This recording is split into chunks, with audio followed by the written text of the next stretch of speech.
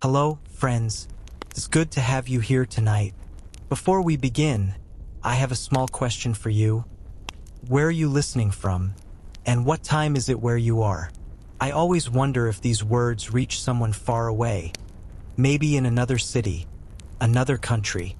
Maybe while the night is heavy outside your window, or maybe when dawn is still only a pale thought behind the curtains. Wherever you are, I hope you're comfortable because tonight I'll tell you what it was like to live the life of a gladiator in ancient Rome. It begins with sound, not the roar of the crowd that comes much later, but the deep metallic groan of the gates of the ludus, the gladiator school, opening in the early morning. That sound had a weight to it, a slow echo, like a sigh from the belly of the city. Inside those walls, the air was always heavy with the smell of iron, sweat, and dust. Even before the sun rose, torches flickered in their bronze brackets, and the sand of the training yard waited, still damp with dew, for the first feet to disturb it. I remember the morning when Lucius Varro arrived. A tall man, not yet broken by discipline but already bowed by fate. Once a soldier, he now wore the simple collar of a debtor, not a slave but bound all the same. He stood silently as the guards took his name, his age, and the debt that had chained him here. Around him, other men watched with that slow, animal interest of those who already know what awaits. There were many kinds in the ludus: Thracians with short, curved blades, Gauls with pale hair and wide shoulders, Syrians who spoke little but moved with feline grace. Some had been soldiers like Lucius, others thieves, prisoners of war, or men who had sold themselves for coin. But all shared the same rhythm of breath, the same dull ache in the bones, the same quiet dread that sat at the base of the throat every time the trainer shouted their names. The doctor, that was what they called the trainer, stood like a statue of muscle and scar.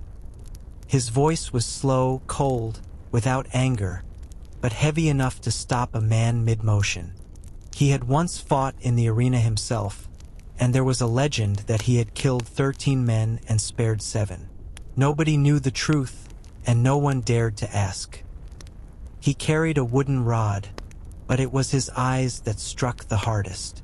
Lucius's first day began as all days did, barefoot on the sand, holding a wooden sword, the rudis, before him. The air was cool, and the shadows of the high walls kept the sun away. The first exercises were endless. Lift, block, strike, step back, again and again, until the body began to shake, not from effort, but from disbelief that it could still move. Around him, the sound of wood against wood made a slow, hollow rhythm, like a heartbeat shared by dozens of tired men. There was no talk of glory here, not yet. The word gladiator came from gladius, meaning sword, but in the school it meant something simpler: one who obeys, one who survives. And Lucius learned quickly that survival was a kind of prayer. Between the sessions, they rubbed oil into their arms and legs, the thick olive oil that smelled faintly of earth. It softened the skin and hid the bruises. When the body burned with exhaustion, the oil made it shine like bronze under the flickering light. Sometimes the older men would hum small songs, not loud, never joyful, just low murmurs of places they remembered.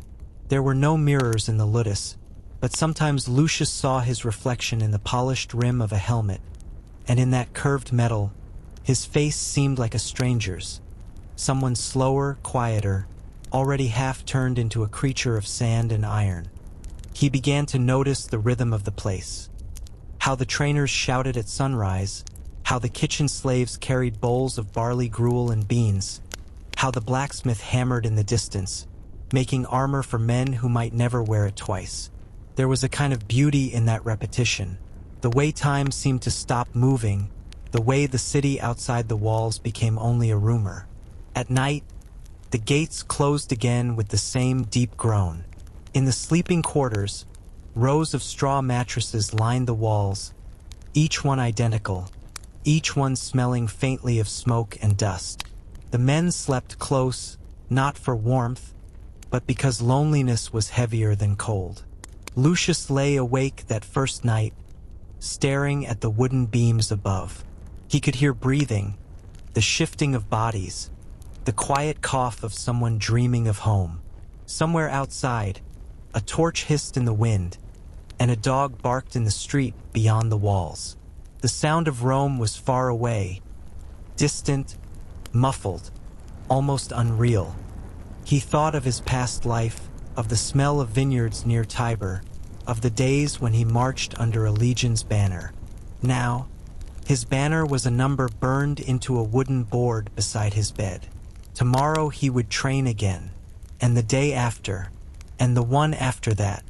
In the dark, someone whispered a prayer in Greek, another in Punic, another in Latin. And then silence. A silence that was not peace, but something deeper, the quiet that comes before the first real strike of the sword.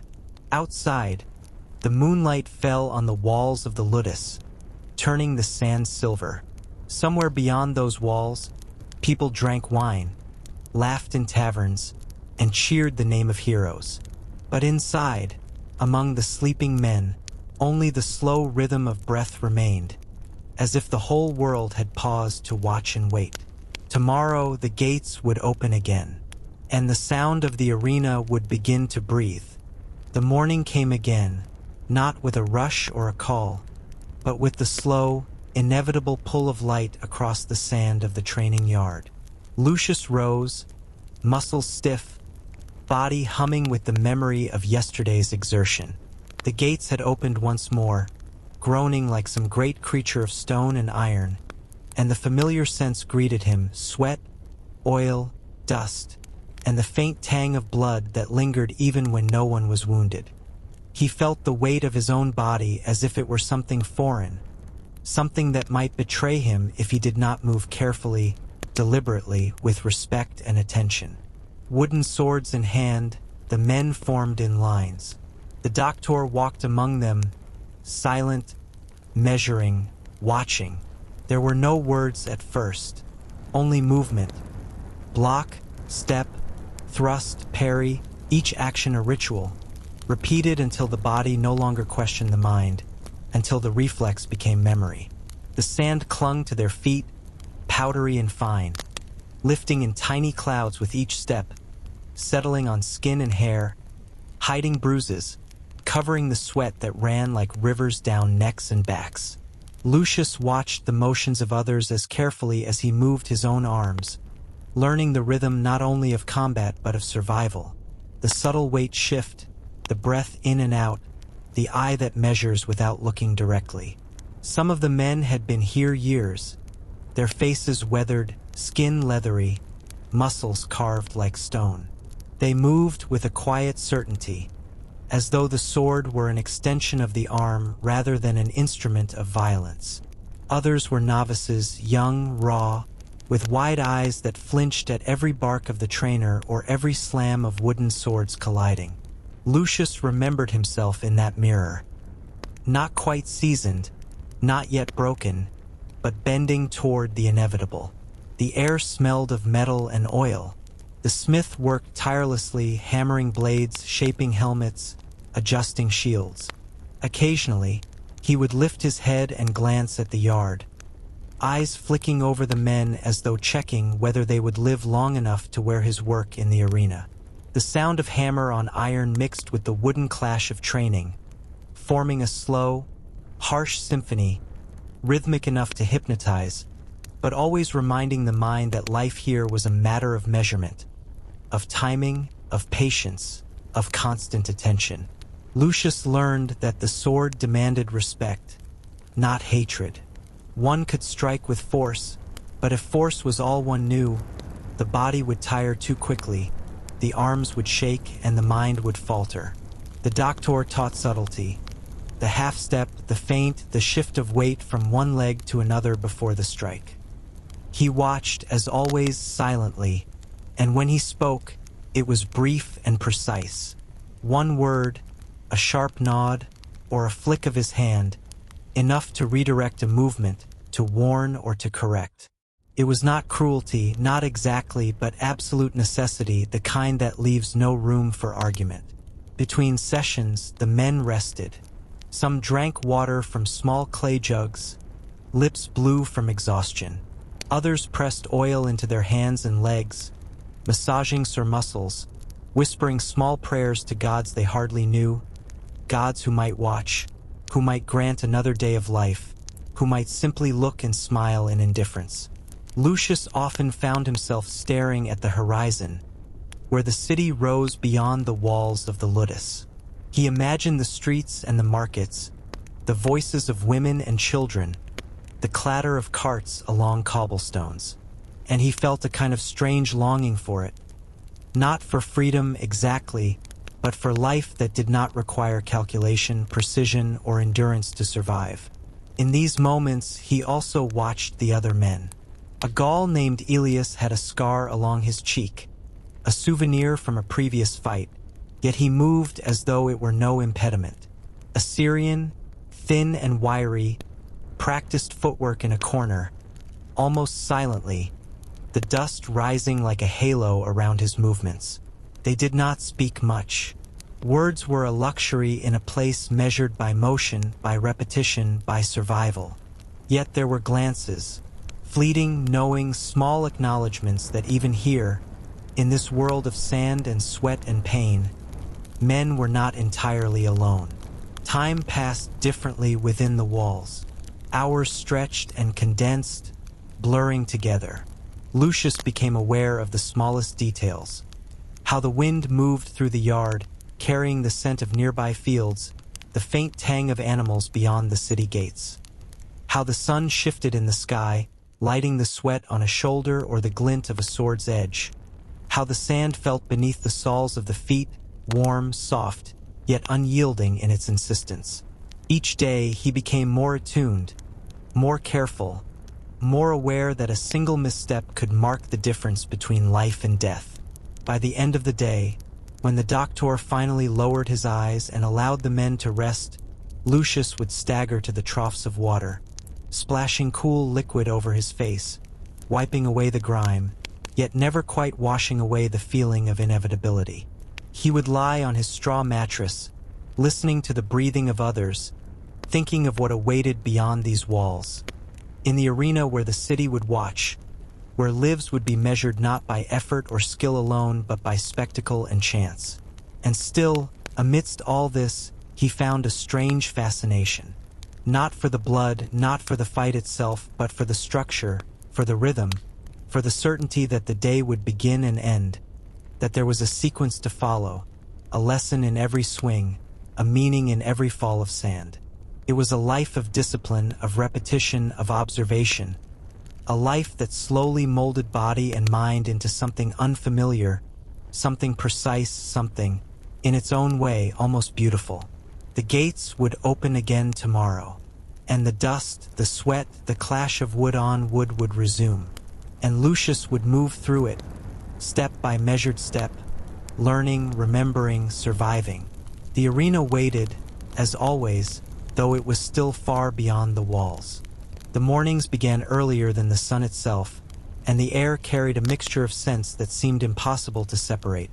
The pungent tang of sweat, the earthy aroma of sand disturbed by countless feet, the faint but persistent smell of oil, warm and slightly bitter, that clung to the skin of every man in the ludus.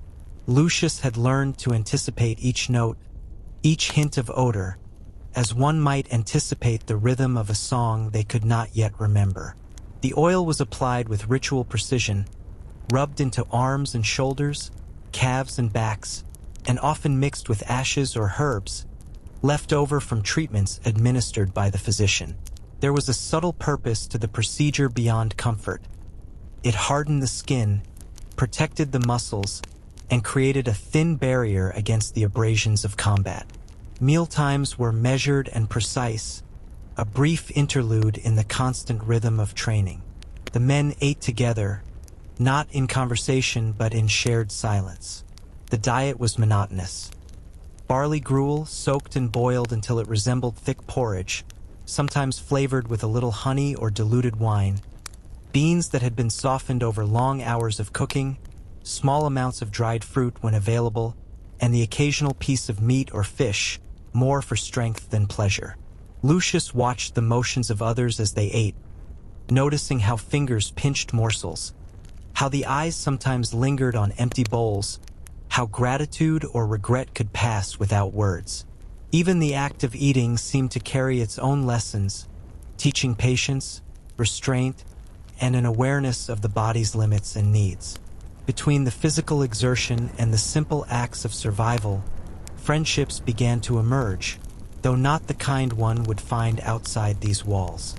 Bonds were formed in shared glances during exercises, in the quiet acknowledgement of a successful maneuver, or in the brief support given when a man stumbled or overreached.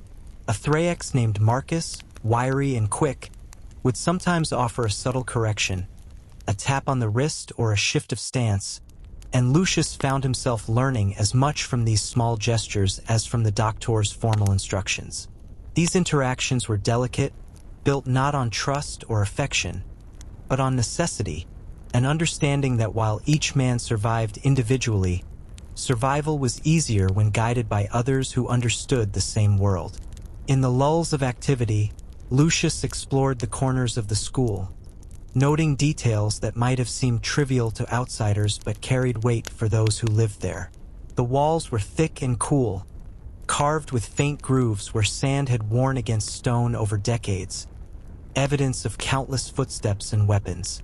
Torches flickered in sconces, their flames bending and stretching in the drafts that moved through open windows and doors, casting shadows that danced like ghosts over the walls.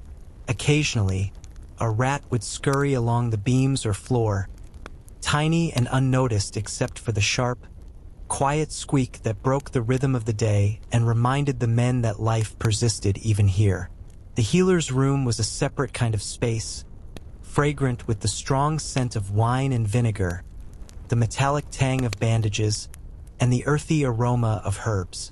Men came here for treatment, for care of bruises, small cuts, and occasionally more serious wounds from practice bouts. The physician, an older man of Greek origin, worked carefully and silently, mixing pastes and oils, speaking softly in a language that felt like melody more than instruction.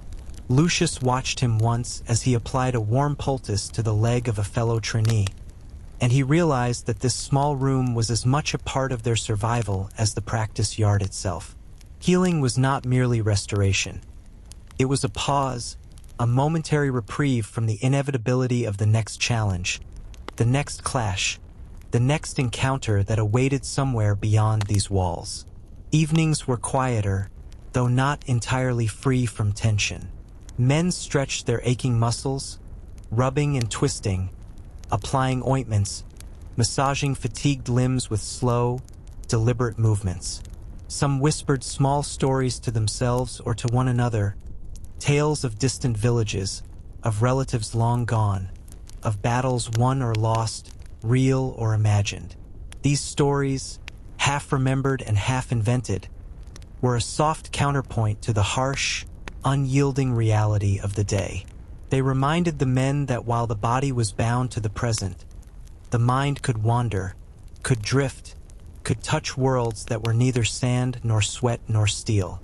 Lucius noticed, too, that even in these moments of quiet, there was always the undercurrent of anticipation. Every movement, every breath, seemed to acknowledge that the arena lay ahead, a place of spectacle, danger, and death. But there was also a strange serenity in the repetition, a meditative quality in the rituals of care, the preparation of the body, the rubbing of oil, the tasting of gruel, the measured movements of training. In these rhythms, he began to see something resembling order, something that shaped not only the body but the mind, something that lent a sense of purpose to days that might otherwise have felt meaningless. The night would eventually come, settling softly over the school like a heavy, quiet blanket. The men would lay on straw, listening to each other's breathing, feeling the slow cooling of the body after exertion. Lucius often stared at the ceiling, letting his thoughts drift to memories of home, of fields he could no longer see, of rivers and hills, of a life that had existed before the walls of the ludus enclosed him.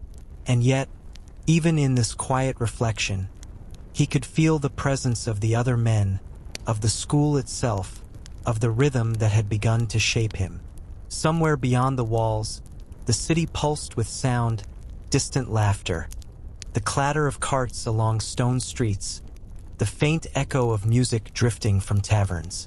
Here, in the shadow of the ludus, the world was smaller, concentrated, intense, and immediate.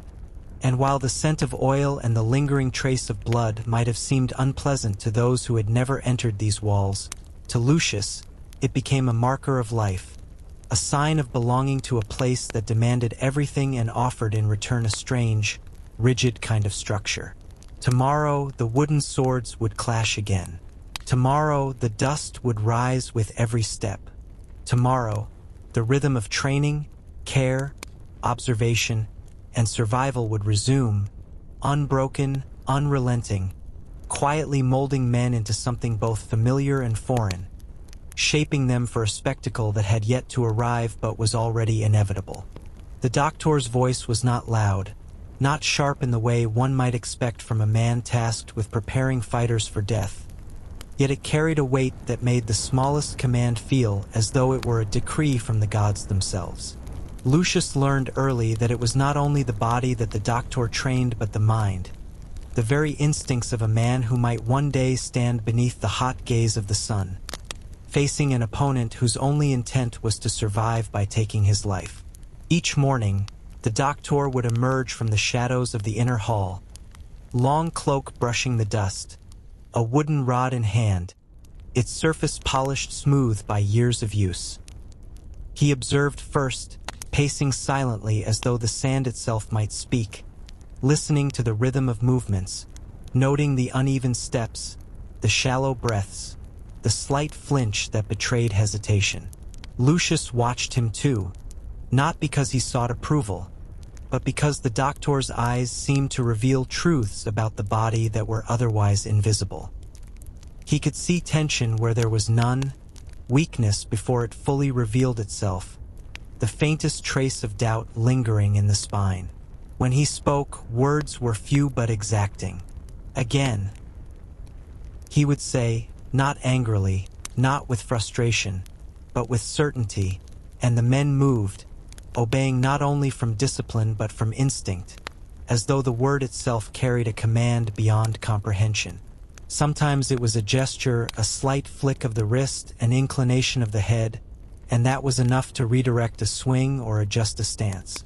Every instruction was both subtle and absolute, shaping the body, guiding the mind, and, slowly, building a rhythm that merged observation, anticipation, and reaction into a single, fluid motion. Lucius noticed that the doctor never repeated himself twice in exactly the same way. A correction yesterday might appear entirely differently today, adjusted for the mood of the body, the shift of the sun, the texture of the sand. There was a patience in the man, a kind of careful calculation, as though he understood that the shape of survival was not forged in fury but in attention, in repetition, in the slow alignment of mind and body with the inevitable demands of combat. The doctor often spoke of history, not as stories to entertain, but as lessons inscribed in memory, reminders of victories and defeats that carried moral weight.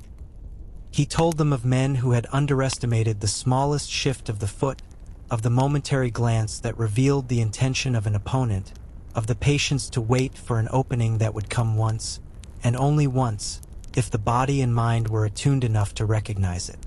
Lucius listened, absorbing not only the tactics but the philosophy, the careful observation of time, of space, of human reaction under pressure.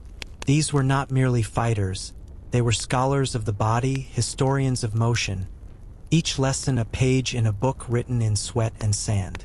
During drills, the doctor encouraged the men to move slowly, to notice the smallest discrepancies, the imbalance in weight, the tension in a shoulder, the tilt of a head. The sword is not merely held, he would say. It is understood. Lucius felt the truth of this as he adjusted his stance, as he allowed his movements to flow naturally, as he began to sense the rhythm of opponents before any actual clash occurred. In these moments, fear and hesitation were replaced by something quieter. A slow, deliberate focus, the calm eye of preparation that looked outward while feeling inwardly every detail of muscle, bone, and breath. The older men, those seasoned and scarred, often watched these sessions silently. Some had already mastered their bodies. Others were refining habits that would carry them through many years of the arena. Lucius found that even their silence was instructive, that the sway of an arm, the set of a jaw, the tilt of the foot could communicate more than any words. The doctor's presence tied them together, a gravity around which each man's attention circled, and the lessons of the day unfolded not as a single narrative, but as a series of impressions, observations, corrections, and insights, all woven together into the slow, meticulous shaping of a fighter. In the evenings, after the drills, the doctor walked among them again, inspecting every mark, every bruise, every twitch of exhaustion. Sometimes he touched a shoulder, sometimes he adjusted a hand, sometimes he merely nodded, and the affirmation felt heavier than any praise could have been. Lucius recognized that the man understood not only the mechanics of combat, but the rhythm of human endurance, the subtle intersection of pain, fatigue, anticipation, and courage. And in that understanding, the young fighter began to see the arena not as a place of chaos, but as a continuation of the lessons learned here, in quiet repetition, in observation, in the patient shaping of body and mind. And then there were the words that the doctor spoke only occasionally, in the quiet moments when the sun dipped low and the yard cooled. "Remember," he said once to Lucius, voice low, almost a whisper carried by the wind. "The arena reveals everything, not strength, not skill, not courage, only the truth of a man who has prepared, and who has survived long enough to understand it." The words lingered, echoing longer than the clash of wood or the pounding of feet, shaping thought as subtly as they had shaped muscle, a slow imprint on the mind that would last far beyond the training yard, far beyond the oil-scented evenings, far beyond the gates that opened each morning with their deep, metallic groan. Lucius carried the echo of that voice with him into the night, lying on straw mattresses that smelled of dust and sweat, feeling muscles still taut from the day's repetition, listening to the breathing of others, each inhale and exhale forming a rhythm that mirrored the lessons learned, the steps observed, the strikes practiced. He thought of the arena that awaited, of the crowds and the sun and the inevitability of combat, and he realized that in every swing, in every block, in every measured motion, he was already living the lesson, already walking the path the doctor had laid out, slowly, deliberately, step by step, breath by breath, motion by motion. Tomorrow, the wooden swords would clash again. The dust would rise. The oil would shine on skin. The doctor's eyes would measure. His voice would guide. And Lucius would move once more, learning, observing, surviving. The arena waited, always quietly, for those who had learned to listen. Night in the ludus arrived not with fanfare but with a slow, subtle quiet that seemed to settle over the walls like a heavy, inhaled breath. The torches along the corridors burned lower, the flames flickering and stretching as though reluctant to surrender their light. Shadows pooled in corners, mingling with the dust, carrying the lingering smells of sweat, oil, and iron.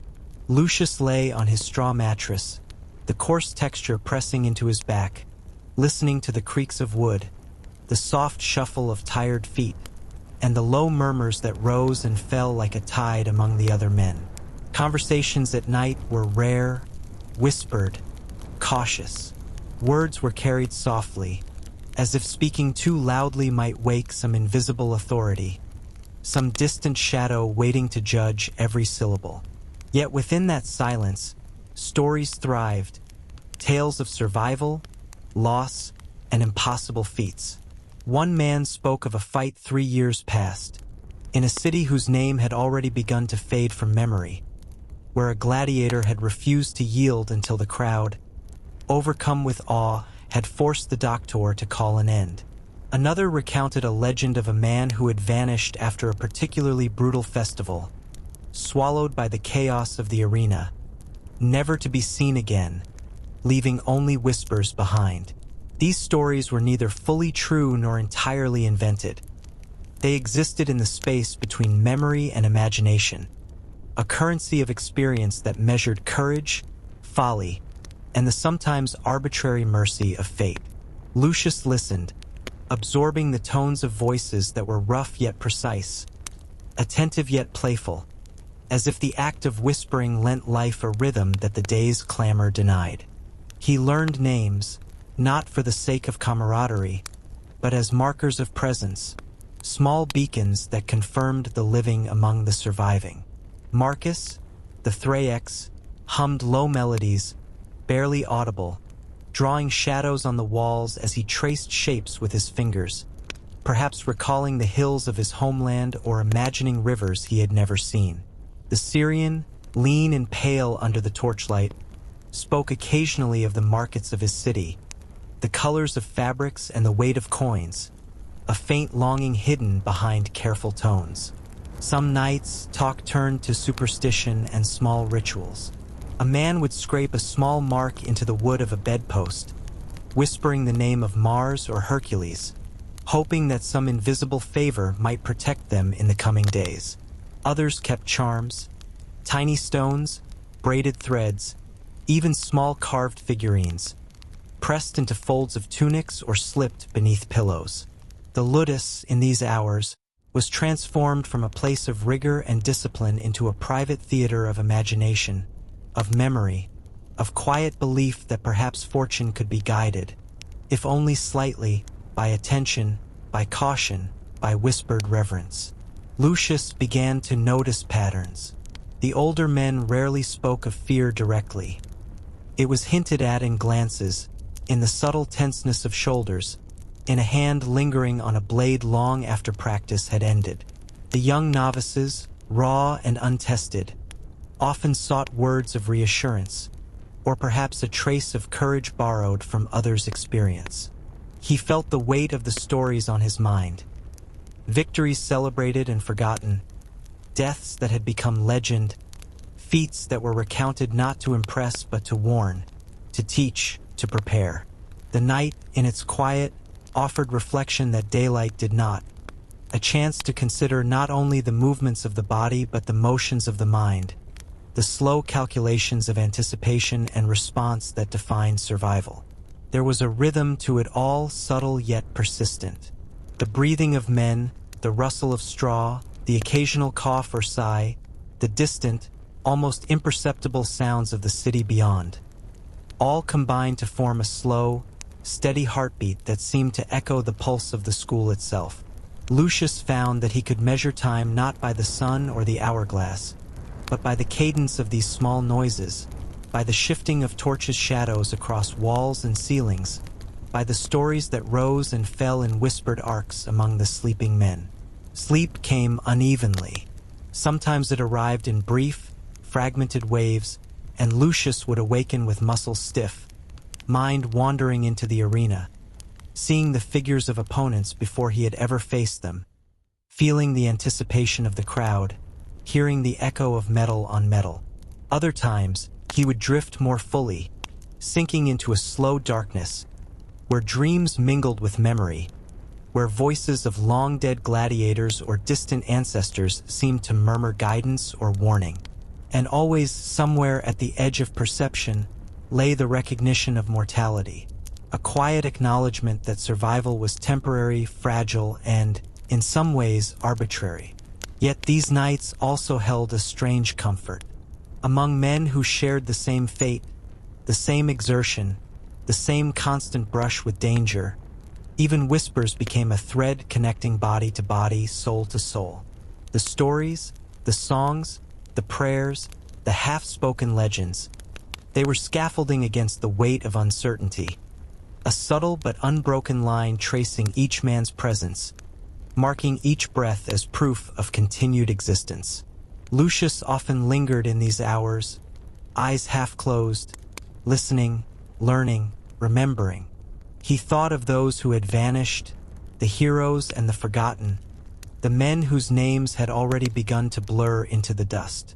He imagined their faces, their movements, their final moments, and allowed himself to feel a quiet kinship, a soft acknowledgement that even in disappearance, they were not entirely gone. When the first hints of dawn crept into the windows, the whispers would fade, swallowed by the preparations of the day. The men would rise again, move to the yard, resume the exercises, the oiling, the clashing of wooden swords, and the slow, deliberate shaping of bodies and minds. But the memory of the night lingered, the hushed tones, the shared tales, the quiet lessons, and Lucius carried it with him like a hidden shield, unseen but present, subtle yet necessary. And so the rhythm continued. Night whispered, day demanded, and the arena waited, inevitable, patient, and always just beyond the walls, ready to test everything the men had learned in shadow, in silence, in the delicate music of whispered words and shared breath. The day arrived quietly, without herald or announcement, though its significance pressed against the skin like the heat of the sun itself. Lucius had trained with wooden swords for weeks, perhaps months, the repetition of motion weaving into his muscles and tendons until they moved with a rhythm that felt almost inevitable. But now, at last, the day of the first real blade had come, a sharpness that was not a suggestion, a metal that demanded precision, respect, and careful attention.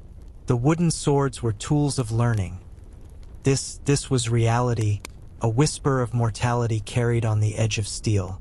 The doctor stood, as always, silently observing. His eyes, dark and unyielding, swept across the yard, noting stance, posture, the subtle tension in arms and shoulders. He spoke only occasionally, his voice low, deliberate. "Begin," he said once, and the clash of steel rang against steel, the sound sharper, heavier, more insistent than any wooden contact had been. Sparks flew where blades struck against reinforced training shields, the noise echoing like distant thunder over the sand. Lucius felt the vibrations travel through his arms, up his shoulders, into the core of his body, and he realized immediately that the weight of the sword, the balance, the resistance of its edge, were unlike anything he had felt before. He faced his opponent cautiously, each movement deliberate, each step measured. The doctor's lessons returned to him, not force alone, but anticipation, observation, rhythm. Lucius moved with care, blocking, thrusting, retreating, probing for the smallest indication of weakness. Around him, the other men engaged in similar duels, their expressions taut, their breaths shallow, their bodies alert and aware. Sweat mixed with the dust, coating skin, seeping into hair, forming a sheen that caught the light and made every movement glow with a strange, harsh beauty. It was inevitable that blood would appear. A slip of the hand, an overextended lunge, a miscalculated angle, and a nick, a cut, a red line along forearm or calf. The sound was not loud, but sharp enough to jolt attention, to remind every man of the consequence carried in steel. Lucius saw a man stumble, shoulder pierced, and the subtle, almost imperceptible shift in the yard that followed. A collective recognition of vulnerability, a silent acknowledgement that danger could arrive even in controlled circumstances. The doctor moved among them with deliberate slowness, correcting stances, adjusting grips, sometimes touching a blade to redirect a swing, sometimes merely observing, allowing the lesson to come through experience rather than instruction. Each nick, Each scrape, each drop of blood was a teacher, harsher than any word, instructing without question, imprinting knowledge directly onto body and mind. Lucius felt it in the tension of his muscles, the quickened pulse in his throat, the careful calibration of each step, each thrust, each parry. The steel taught what the wooden swords could not. The weight of consequence, the intimacy of danger, the delicate balance between aggression and self-preservation. Around the yard, murmurs rose and fell like low waves. Some men cursed softly, others muttered encouragement, and occasionally, a laugh escaped, nervous, brief, a release of tension. Marcus, the Thraex, grinned despite a shallow cut along his cheek, wiping the blood away with the back of his wrist, eyes glinting with the knowledge that he had endured, that he had survived this first test of sharpness. The Syrian moved with quiet intensity, a small trickle of blood along his temple marking his focus, his commitment, his understanding that the edge of the blade was a teacher that would not forgive carelessness. Lucius felt his own first blood, a shallow line along the forearm, the sting sharp but not overwhelming. He studied it, noting the warmth, the color, the way it ran slowly down to the wrist, a reminder of vulnerability, a whisper of mortality. He adjusted, refined, moved with greater care, learning from the mistake, internalizing the lesson, allowing the pain to guide rather than halt him. Each drop of blood, though small, carried significance, a silent teacher, a reminder that survival was earned not in recklessness but in attention, patience, and respect for the tools and the body. By midday, the yard was transformed.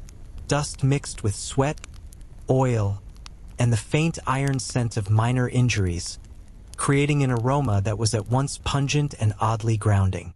The doctor signaled an end. His hand lifted once, precise and absolute, and the men paused, breathing heavily, muscles taut and trembling. Some were injured more seriously, and they were led away to the healer's room, where bandages awaited, oil and herbs prepared for the tender work of restoration.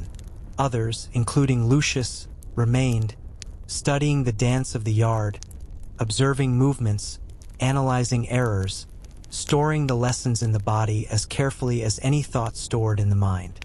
The first blood was always a marker, a rite of passage, a threshold crossed. It was the introduction to a world where consequences were immediate, where error carried weight, and where survival depended not on courage alone, but on precision, patience, and the careful observation of both self and opponent. Lucius felt a strange mixture of awe and fear, exhilaration and humility. The yard seemed larger, sharper, more immediate, as though the edges of everything had been sharpened by the experience. Evening found him seated on the straw, wrapped in a thin blanket, muscles exhausted but mind alert. He traced the line of blood on his forearm, recalling each movement, each adjustment, each thought that had guided him through the exercises. Outside, the city continued unaware of the small dramas within the ludus, of the meticulous dance of life and death unfolding quietly within its walls. Inside, the rhythm continued: rest, reflection, observation, preparation, the slow, deliberate shaping of men into fighters, the forging of bodies and minds in the quiet intensity of the day. And always, in the shadowed corners of the mind, the arena waited, silent and patient, watching, measuring, demanding readiness. The first blood had been drawn, and with it came understanding, a cautious awareness of the edge, and the knowledge that the days ahead would only deepen the lessons, only sharpen the senses, only prepare the body and the mind for what was inevitable. The gates of the arena were distant, yet already they loomed in thought, a quiet drumbeat beneath the rhythm of sweat and sand. Lucius closed his eyes, listening to the slow, steady breathing of men around him, feeling the pulse of the school, the echoes of steel on steel, and he knew that the first taste of blood was only the beginning. The healer's room was a place apart, quiet yet alive with the subtle hum of anticipation and care. Beyond the training yard, past the clashing of wooden swords and the measured steps of the doctor, it smelled of vinegar, wine, and the sharp tang of iron.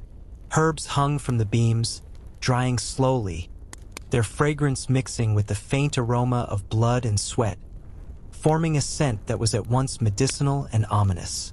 Lucius entered for the first time not out of curiosity, but necessity, his forearm still stinging from the first nick of a steel blade. The room had a strange gravity.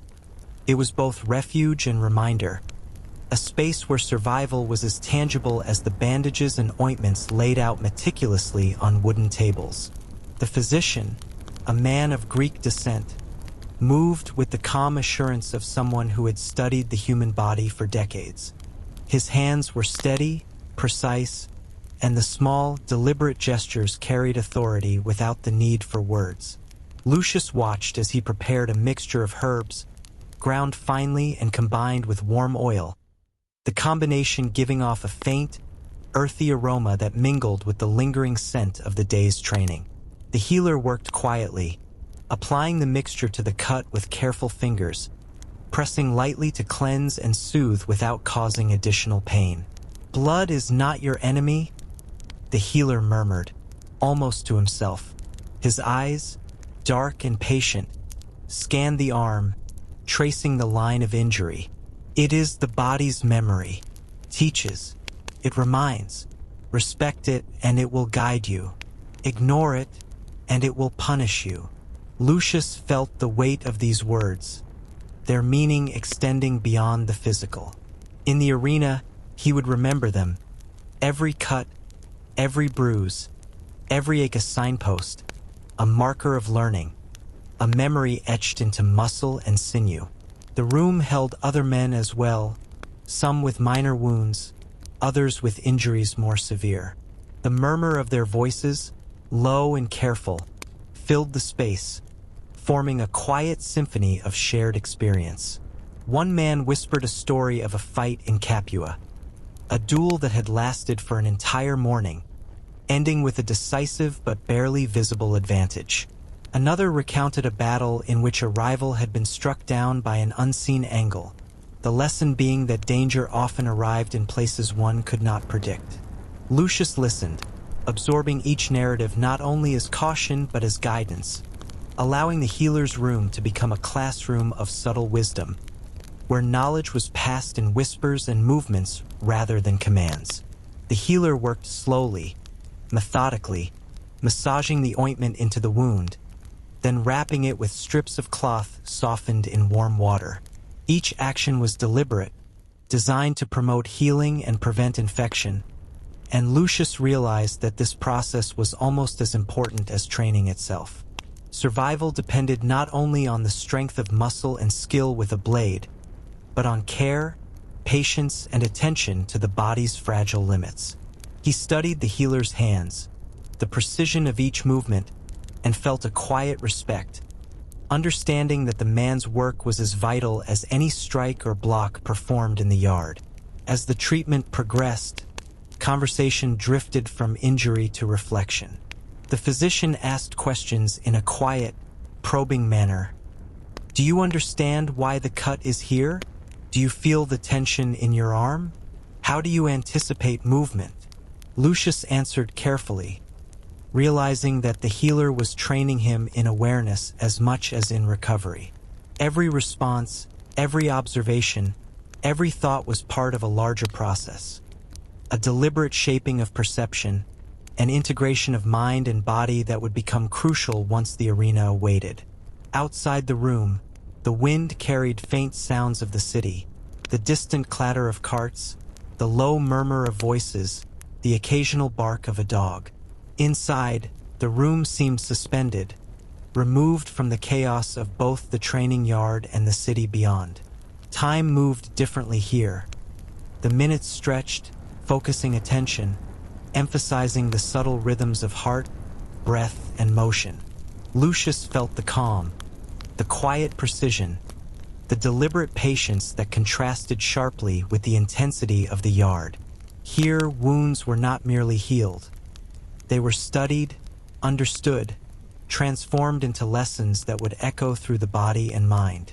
Other men observed silently, noting the techniques of the healer, exchanging small, almost imperceptible glances of acknowledgement.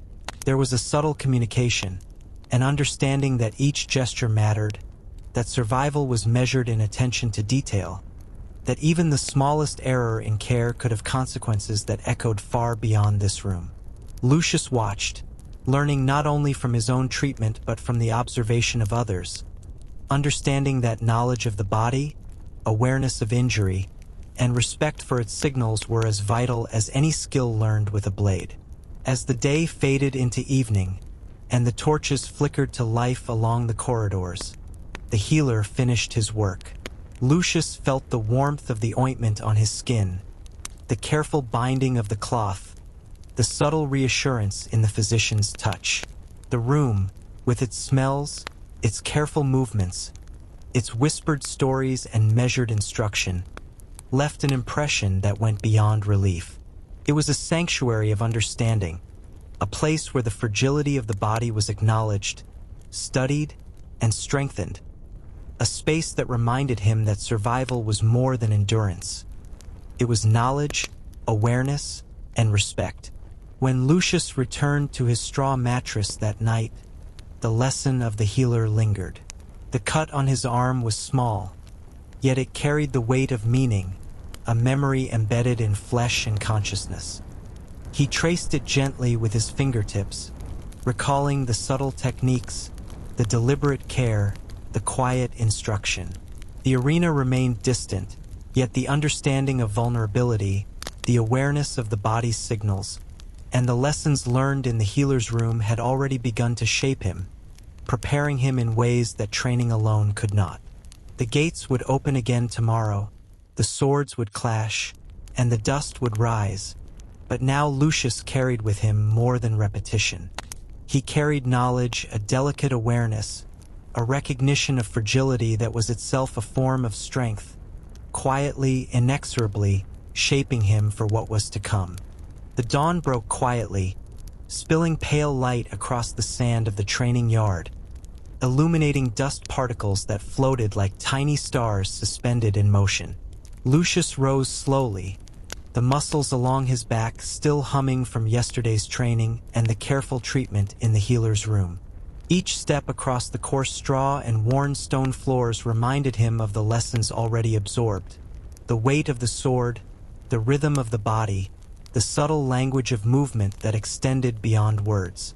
Today, as every day, would demand not only repetition but heightened awareness, a careful attunement to every detail, for the arena was ever looming, its inevitability pressing on the edges of thought like a shadow that lengthened without mercy. The doctor waited, as he always did, silent and observing.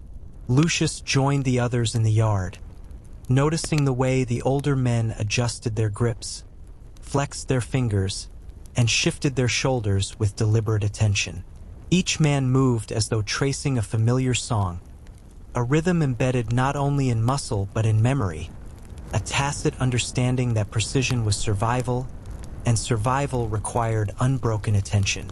The wooden swords were replaced with slightly heavier practice blades, edges sharpened to a dull gleam that promised pain but not yet mortality. The day began with motion, each step, each swing, each block synchronized to an unspoken cadence. Lucius could feel the rhythm underfoot, the soft grind of sand, the drag of leather straps along skin, the subtle weight shifts that foretold the next move. Training was more than repetition. It was meditation in motion, a practice of anticipation and response, a dance of observation where each detail mattered, where every breath counted. He noted the angle of sunlight, the way shadows fell across opponents' stances, the faint shift in weight that hinted at intention, the smallest tremor in a wrist or shoulder. Every lesson of yesterday, every correction from the doctor, every whispered story from the healer's room, returned now as tools, subtle adjustments that could make the difference between endurance and collapse. Mid-morning brought the selection of weapons, a ritual that carried both ceremony and gravity. Swords, shields, daggers, and the peculiar curved blades of the thraex were laid out with care. Lucius ran his fingers along the polished wood and tempered steel, sensing weight, balance, and subtle imperfections. Choosing a blade was not merely a matter of preference.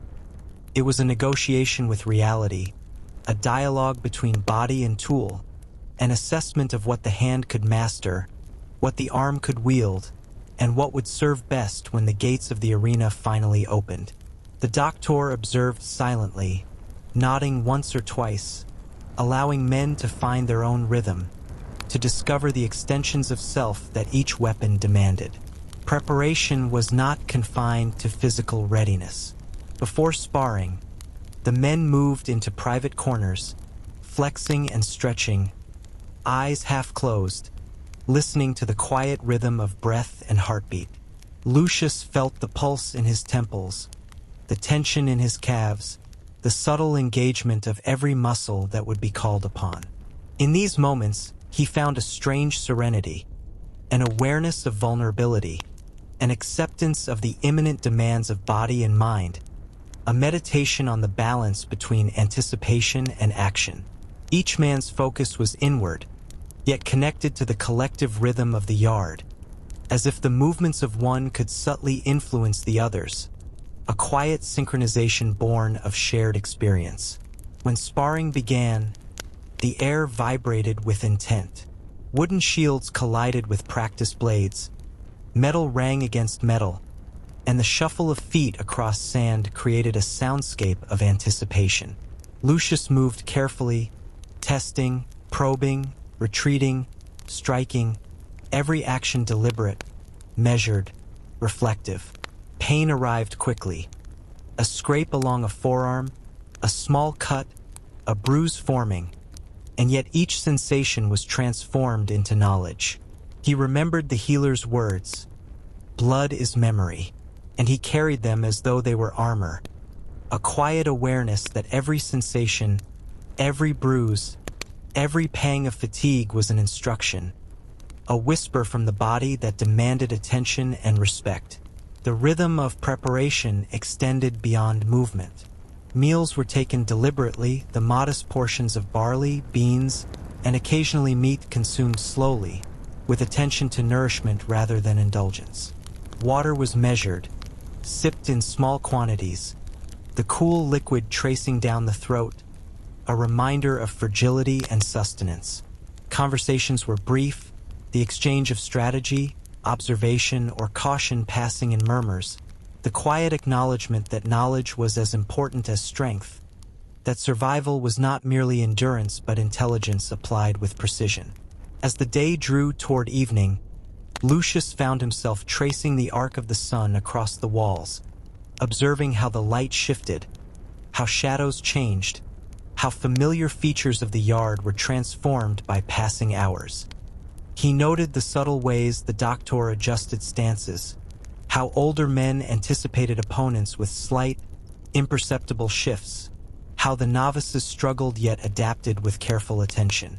The rhythm was unbroken, continuous, extending beyond mere motion into awareness, reflection, and subtle understanding of the world as it moved around them. When torches were lit and the shadows lengthened, the men would gather once more in quiet reflection. Movements slowed, stretching and flexing the body, reviewing each lesson, each error, each subtle insight gained from the day's exertion. Lucius could feel the slow hardening of muscle, the alignment of mind and body, the accumulation of small victories and lessons that would, in time, form the foundation for endurance, resilience, and survival. And all the while, the arena waited, distant yet palpable, silent yet insistent. The rhythm of preparation was itself a rehearsal for that inevitable day, a dance of motion, breath, and thought, a slow shaping of body and mind in anticipation of spectacle, danger, and judgment. Lucius understood now that the routine, the careful attention, the repetition and observation was not merely preparation but a covenant. Each day lived fully, each motion attended to, each lesson absorbed, was a step toward readiness for the ultimate test. The gates would open again, the dust would rise, the swords would clash, and Lucius would move, aware, measured, deliberate. The rhythm of preparation had become his world, and in it lay the quiet promise of survival, fragile, uncertain, yet entirely dependent on mastery of self and circumstance. The anticipation arrived slowly, a creeping awareness that settled in the pit of the stomach and the back of the mind like a weight both exciting and oppressive. Lucius felt it first as a subtle tension in his shoulders, a tightening of muscles that had grown accustomed to the rhythm of training but now responded to a new, unseen pressure. The arena loomed in thought, distant yet undeniable, a place whispered about in shadows, described in stories, feared in silent glances, and yet desired as the stage on which skill and endurance would finally be measured. Even in the yard, the air carried hints of the coming spectacle. The older men moved with an almost imperceptible change in tempo, their swings sharper, their blocks more deliberate, their stances tighter. Marcus, the Thraex, walked past Lucius, a subtle grin tracing his scarred cheek, and the movement alone spoke of experience, of understanding, of comfort with the very danger that tightened Lucius's chest. The younger novices, pale and nervous, shifted from foot to foot, hands curling around grips of weapons with a desperate steadiness, each man silently negotiating his own fear. Meals were taken with unusual care. The barley porridge, the boiled beans, the occasional morsel of meat seemed to taste differently, the flavor sharper, more immediate. Lucius noted the texture of bread in his mouth, the warmth of liquid in his throat. The sensation of satiety mingled uneasily with nervous anticipation. Conversation dwindled. Murmurs replaced laughter. Brief exchanges of observation replaced storytelling. Each man carried the awareness of the arena like a shadow pressing lightly yet insistently against the ribs, a constant reminder that the world outside the walls would soon demand more than practice, more than discipline. It would demand survival. In the quiet corners of the school, whispers flourished. Tales of men who had entered and left the arena victorious, of those who had disappeared into silence, of strange incidents that blurred courage and folly, bravery and miscalculation, filled the hours. Lucius listened closely, absorbing each account not as mere entertainment but as subtle instruction. Every story, every whispered legend, carried nuance, a warning, a lesson, an unspoken strategy. He imagined the arena from the descriptions, the swelling crowd, the sun beating down on the sand, the clang of steel, the roar of spectators, the momentary but intense clarity when life and death existed in a delicate balance. Training now incorporated the anticipation itself. Movements became more deliberate, eyes sharper, reactions quicker. Lucius felt the small tremor in his hands, the tightening of his jaw, the flutter of awareness at the slightest shift of wind or shadow. The doctor observed as always, correcting posture, stance, or grip, but also noting the subtle effects of mental strain. The body responds to the mind, he said quietly one morning, and the mind is shaped by what you expect. Fear is a teacher, but only if you listen. Otherwise, it destroys. Lucius absorbed this, noting how his own expectations, his own fears and imaginings, shaped every movement, every thought, every breath. Sleep became uneven, fractured by imagination and anticipation. Lucius lay on his straw mattress, eyes open or half closed, seeing not dreams but simulations. The crowd, the sand, the glare of the sun reflecting off steel. He traced the arcs of imagined attacks, visualized defensive movements, rehearsed strikes and blocks, felt the sting of imagined injury, and the warmth of minor triumphs.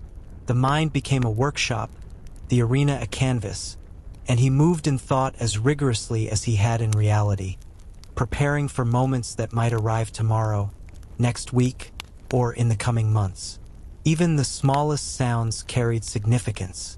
A rat scurrying across the floor seemed to foreshadow movement in the arena. A distant clang reminded him of steel meeting steel.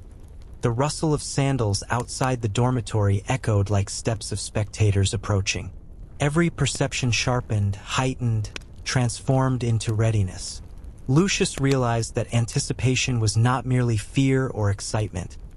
It was a subtle alignment of mind and body, a meditation that sharpened awareness while amplifying vulnerability. He observed the older men closely. Their calm, deliberate movements, the slight smile on a scarred face, the adjustment of grip or stance, all hinted at internal rituals, personal methods of managing anticipation, of controlling the pressure that threatened to unravel focus. Lucius began to emulate them, testing subtle breathing exercises, shifting weight with greater intention, observing not only his own responses but the unspoken cues of others. The shared tension created a kind of rhythm across the school, a collective awareness that bound each man to the anticipation, a silent network of presence and preparation. Even the doctor's silences spoke volumes.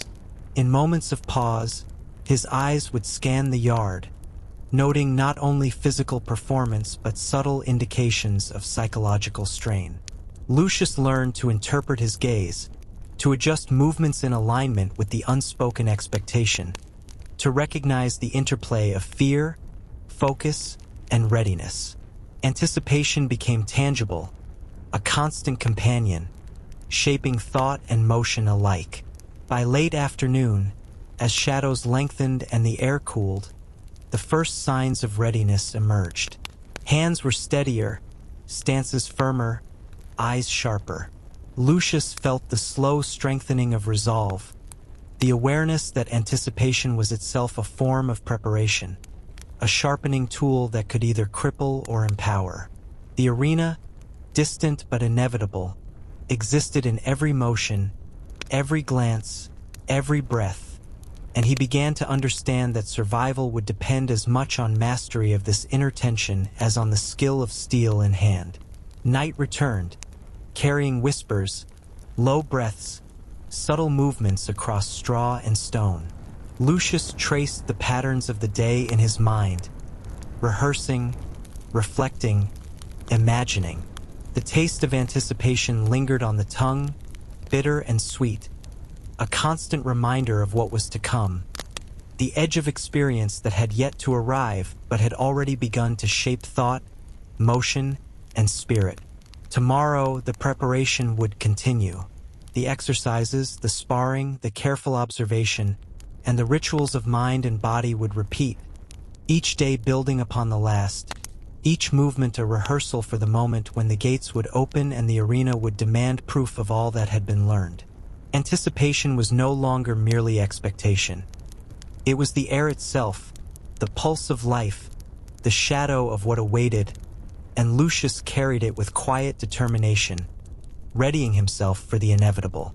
The first mock fight arrived like a slow, deliberate storm.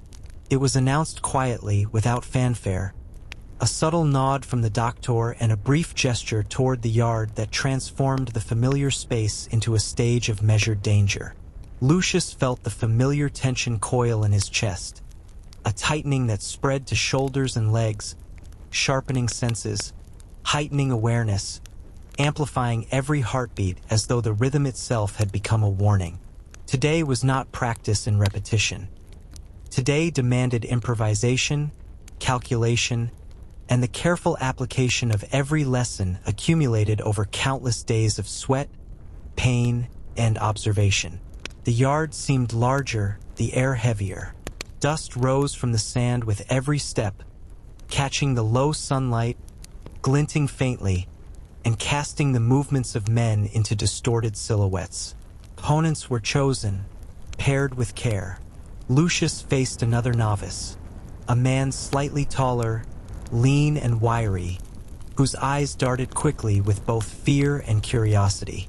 They approached the center, wooden swords replaced with blades weighted heavier than the practice tools, though still dull along the edges. Even so, the contact carried a weight that demanded respect, a hint of consequence that sharpened the mind beyond what repetition alone could achieve. The doctor's signal was subtle, a tilt of the head, a slow rise of the hand. The fight began. Lucius moved with care, noting the first feints, the subtle shifts in weight, the tiniest flex of wrist or ankle that betrayed intent. His opponent lunged, and instinct, honed through weeks of anticipation and observation, guided his block.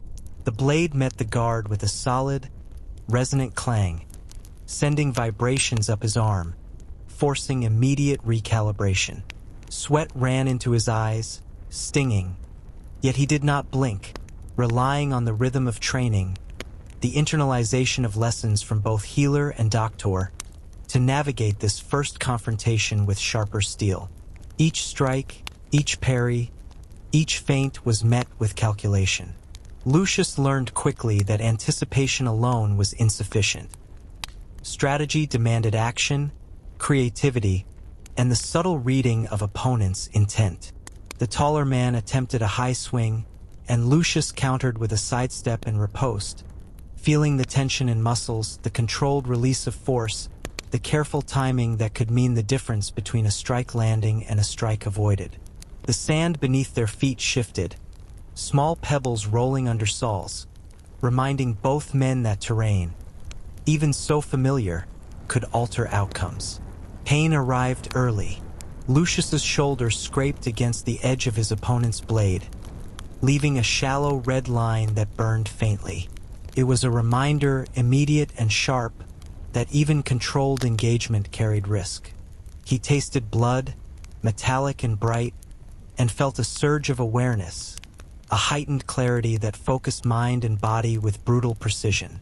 The fear that accompanied this sensation was neither crippling nor unnecessary.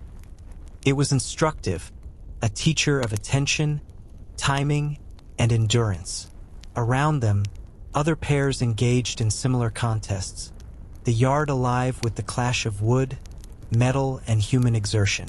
Marcus moved fluidly, his blade tracing arcs of practiced elegance, dodging and striking with a rhythm that seemed innate, almost musical. The Syrian, pale and taut, shifted weight in subtle increments, feinting and retreating, testing, probing, learning. Lucius watched, noting differences, observing strengths and weaknesses, integrating every detail into a growing library of knowledge that extended beyond personal skill to understanding the dynamic interaction of body and weapon. As the mock fight progressed, exhaustion arrived, subtle yet insistent. Muscles burned, lungs demanded air, sweat soaked tunic and hair. Yet this fatigue was instructive, highlighting weaknesses, revealing lapses in concentration, forcing adaptation. Lucius adjusted stance, shifted weight, slowed the swing of a blade for precision over force, internalizing lessons that could not be taught through repetition alone. The doctor's occasional nod of approval or slight tilt of the head guided without intrusion, allowing instinct, experience, and observation to converge in deliberate action. Small victories punctuated the flow. A successful parry, a well-timed strike, the recognition of an opponent's opening. These were celebrated silently, with subtle nods, brief smiles, the pulse of achievement coursing quietly beneath the surface.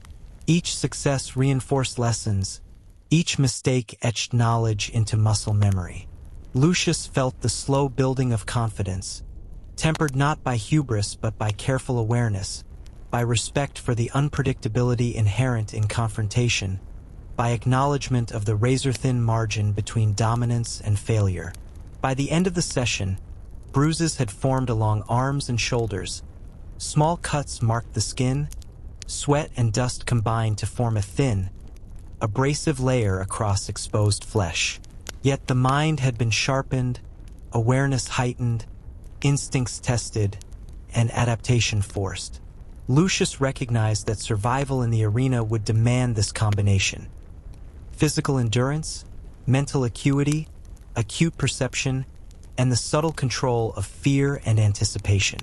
The doctor called the session to a close with a quiet gesture, his dark eyes scanning each man for subtle signs of insight or error. Lucius lowered his blade slowly, muscles trembling from exertion, awareness still heightened, every nerve alert. He felt the weight of the day, the strain of anticipation, the lessons carved into both body and mind. The first mock fight had not been a victory or a defeat in the ordinary sense. It had been a crucible, a demonstration that practice could only extend so far, and that understanding, adaptation, and subtle awareness were essential for survival. When night returned, and the men retreated to straw mattresses, the yard quieted, the torches guttering in the evening wind, Lucius traced the soreness in his muscles, recalling each movement, each strike, each observation. He reflected on the tension of the fight, the taste of blood, the rhythm of anticipation and response, and recognized that the arena itself was no longer an abstract concept. It existed in every step, every breath, every swing of the sword, shaping thought, muscle, and spirit alike. In the quiet corners of the ludus, away from the clang of steel and the careful instruction of the doctor, stories of the fallen persisted like ghosts, whispered across straw and stone, carried in the soft exhalations of men resting after exertion. Lucius lay on his mattress, listening, absorbing the details of lives ended or altered forever, understanding that these tales were not mere entertainment, but instruction. Subtle, haunting, and impossible to ignore. Each name, each circumstance, each fleeting moment of triumph or tragedy was a lesson woven into the fabric of the school. A shadow that reminded men why vigilance, awareness, and respect for both skill and fortune were necessary. One man spoke of Gaius, a murmured legend, whose fame had been whispered in arenas from Capua to Ostia. He had been a Thraex, short yet fierce, with movements precise enough to disarm even the most skilled opponents. Gaius had entered an arena with a reputation of invincibility, yet miscalculation had led him to a fatal strike, his left shoulder pierced, his vision blurred by the glare of the sun and the roar of the crowd. His body had fallen, but the memory of his defiance endured, repeated in hushed tones, measured not as failure, but as a demonstration that even mastery could be met by unforeseen danger. Lucius felt the weight of the story, imagining the heat of the arena, the sand beneath feet, the unexpected sting of steel, and understood that survival was never guaranteed, even for the skilled. Another story told of Marcus Aetius, a murmured shadow who had been captured in youth and trained through years of rigorous discipline. He had entered the arena as an outsider, unknown and underestimated, and for a season, the crowd cheered his cunning, his speed, his strategic brilliance. Yet one day, the outcome was reversed by luck, the tiniest lapse in concentration, the subtlest misstep. Marcus fell not from a lack of skill, but from the randomness inherent in combat, a reminder that chance was as much a teacher as experience or strength. Lucius pondered this as he traced patterns in the ceiling, imagining the sand of the arena, the heat, the glare, and the roar, realizing that understanding the unpredictability of fate was as crucial as mastering any weapon. Whispers drifted further, carrying the story of a Syrian named Darius, whose elegance and deceptive swiftness had earned him fleeting fame. He had survived encounters that would have destroyed less attentive men, yet his downfall had arrived quietly, almost imperceptibly. In a moment of overconfidence, misjudging a retreat, he had been caught unprepared. His end was sudden, leaving behind only stories, a carefully preserved warning that pride could overshadow vigilance, that even a momentary lapse could erase months of effort and years of preparation. Lucius felt a chill tracing his spine as he imagined the stillness of the sand, the silence of the crowd at the moment of impact, the eerie clarity of the fatal miscalculation. These tales were not relayed as caution alone. They were imbued with respect, even reverence. The fallen were measured by courage, resilience, and ingenuity, and by the subtle skill with which they navigated danger.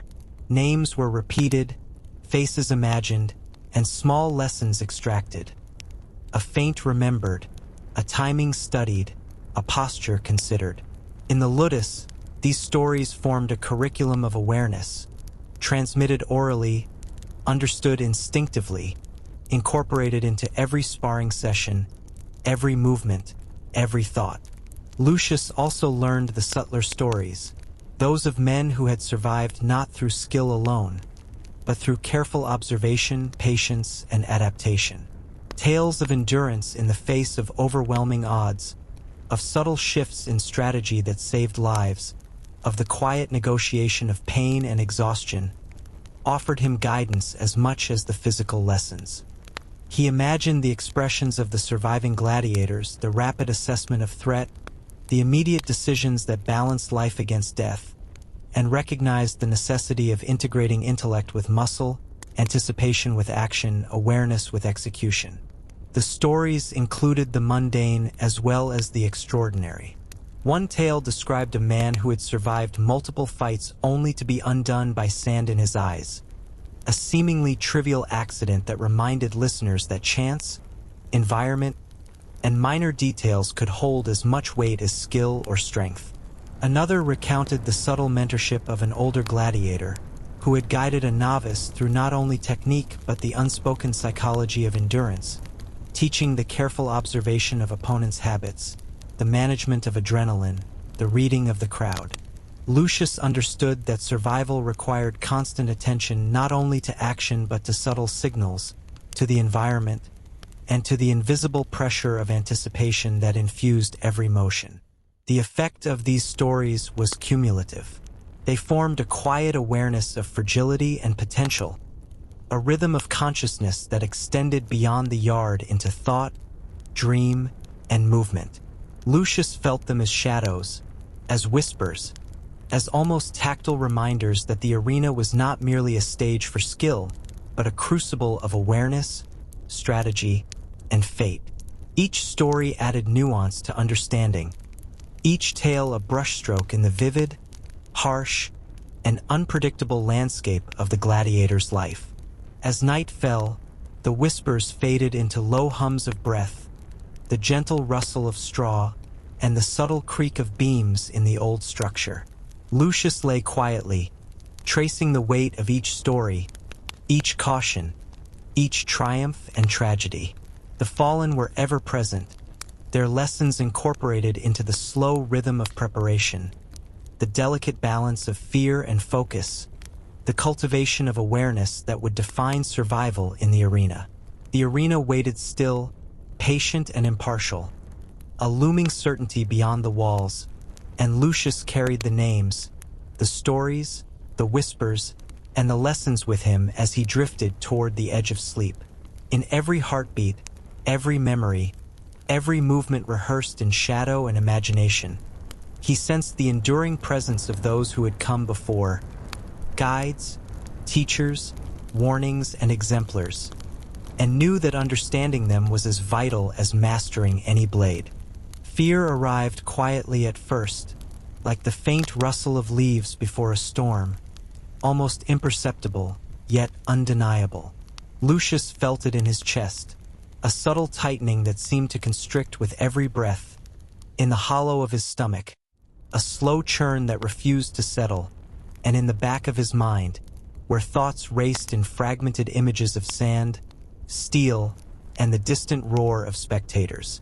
The arena had not yet been entered, yet its presence pressed against him as tangibly as the sun pressing down on the roof of the ludus. Fear was both companion and adversary, a reminder of vulnerability, a subtle teacher demanding attention, respect, and preparation.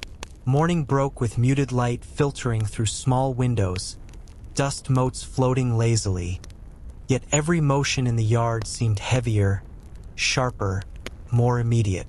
The doctor moved among them with deliberate observation, noting posture, grip, subtle tension in muscles, but also Lucius realized subtle signs of psychological strain. He adjusted his stance slightly, flexed his wrists, felt the muscles in his legs tighten in anticipation, and realized that fear itself could be honed, directed, even used as a tool if understood. The other men mirrored the same tensions, each internal battle playing out in minute movements, slight hesitations, subtle accelerations. Conversation was muted. Even the stories of the fallen seemed to hang in the air with greater weight, sharper edges. Each narrative, each whispered tale, reminded him that danger was constant, unpredictable, and often impartial. Some men tried to mask it with forced jokes, the briefest smiles, subtle bravado, yet Lucius noticed the flickers of doubt in their eyes, the tremor of fingers gripping blades, the shallow inhalations that betrayed tension. Fear was a silent rhythm in the school, threading through every motion, every glance, every breath. Lucius sat on the edge of a worn bench, hands resting on thighs, sword laid beside him. He closed his eyes and imagined the arena, imagining first the sound, then the heat, then the sand beneath feet, then the sun glaring in his eyes.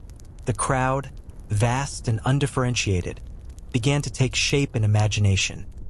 Faces blurring, voices merging into a single roar, the air thick with anticipation and scent of sweat, fear, and excitement.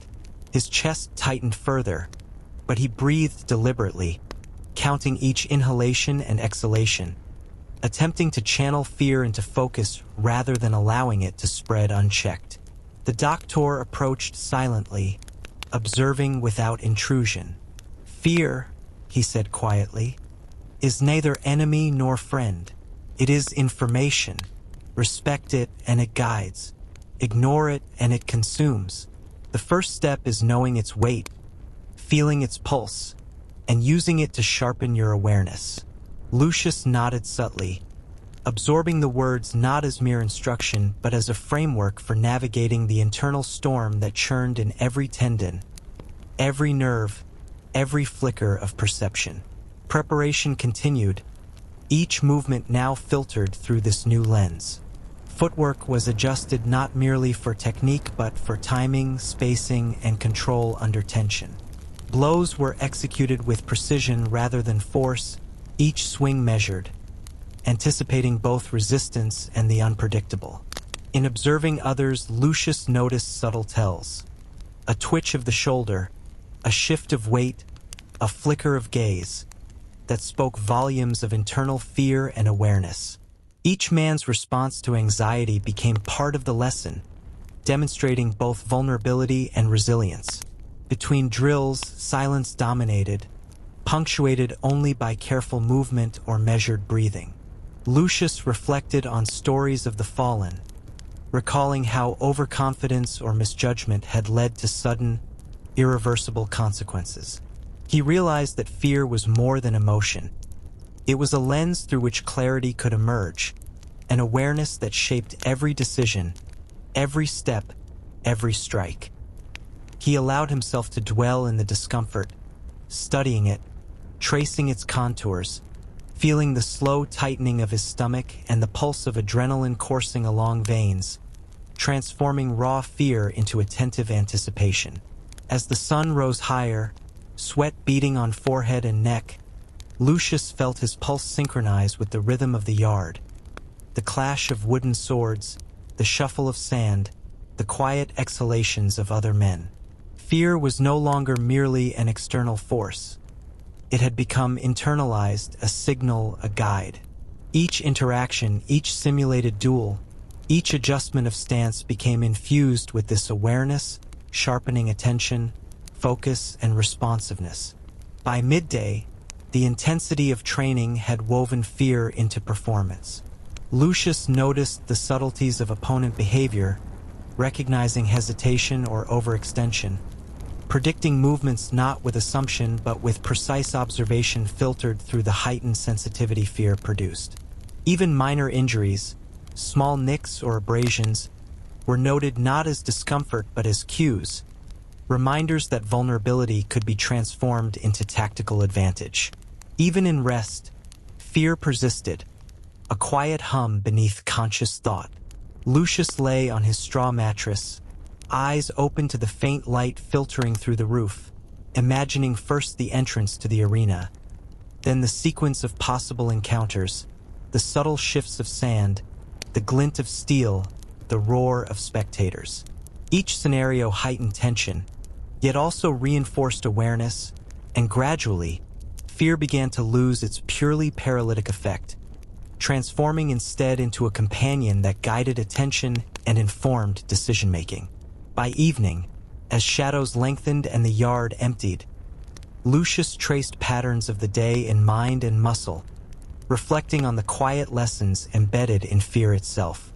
He recognized that the edge of fear, approached deliberately, studied, and understood, was as much a tool as any sword.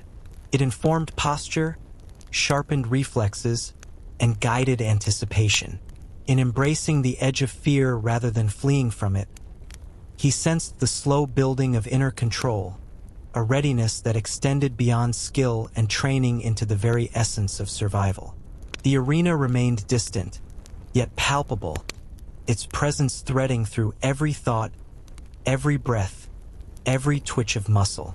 Lucius understood that the first confrontation with fear in controlled settings was only the beginning.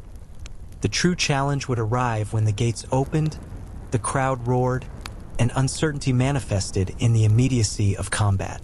Yet for the first time, he felt that the shadow of fear might be carried rather than crushed, understood rather than denied, transformed into vigilance, anticipation, and quiet resolve. The morning light filtered through small, narrow windows, casting pale stripes across the floor of the ludus, illuminating the worn wood and straw that had become a second skin to Lucius. Today was different, heavier with anticipation, for it was the day of selecting armor. The selection was both ritual and strategy, a test of awareness, knowledge, and the subtle understanding of balance between protection and mobility. Each piece of equipment was a negotiation between weight and speed, coverage and agility, safety and freedom.